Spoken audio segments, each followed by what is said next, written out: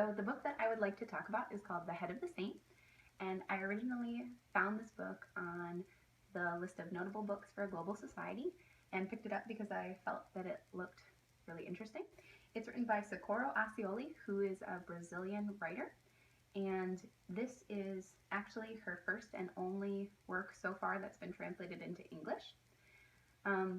Interesting fact is that based on her original summary for this book, which she wrote back in 2006, was published in 2014, Gabriel Garcia Marquez actually chose her for a writing workshop because he really loved the summary.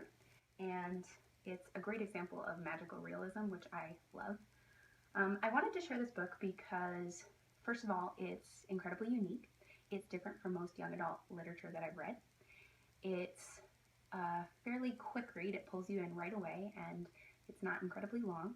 And lastly, I love the way that Acioli creates a world in which the ordinary seems fantastic and the fantastic seems perfectly ordinary and everyday. So I want to start by reading a short part of the book that kind of sets the scene for the rest of what happens. The first person in Samuel's family to know the date of her own death was his great-great-grandmother Mafalda. She put in her earrings, put on perfume and lipstick, put on her Sunday clothes at bedtime, and went to say goodbye to her daughter. "Look, Toyina, this is my last day. My mother said she and Aunt Amalia are coming to fetch me. The livestock belongs to you and your brother, divided up. The house is yours, as your brother's already got his own. And what's here is yours. Table, chair, bed, water filter, jug, everything." Her daughter was in the kitchen, picking through the beans, and she laughed without even looking up, because that was senile old woman's talk. Mafalda was healthy and showed no signs of death. Again, Mafalda informed her that she would be going and not coming back, which is what she did. She never awoke again, dead and cold, in her Sunday dress, earrings, and lipstick. Her daughter cried twice for her mother's death, once for losing her, and once for not having taken the opportunity to say goodbye. That was how it happened with all the women in the family, and with Marina it was no different. They all knew the exact number of days that would make up the collection of hours that we call life. They knew it from early on and kept it to themselves, but announced it in time to make requests of their families and make arrangements. Marina called Samuel to her and told him that Thursday would be her last day.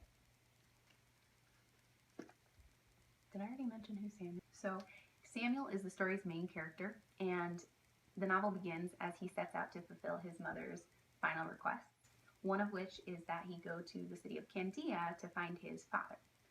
So when he reaches Candia, he finds that the town is in shambles, and his only shelter that he can find is within the hollowed out head of St. Anthony. And this is where things begin to get really strange. Oh, St. Anthony, as you know, that doctor who visits the village once every St. 3 weeks. Anthony, there must be so someone in this town. handsome. There would be He'd something. me As the Isn't there bride some someplace place that you you could could be? I hope he and I could be together. Marry. I would be forever grateful, St. Anthony. So Samuel realizes that he can hear the prayers that people are sending to St. Anthony, and pretty soon, after this kind of interesting chain of events, people begin to hear about him and come to travel to Candia to speak to who they now consider the saint's messenger. So just kind of as some closing comments, I would recommend this book to anyone who is looking for something new and different, and would just say that even though it's a short book, it's jam-packed full of plot twists and just a lot of things going on. It's an interesting read and probably not going to find much else like it.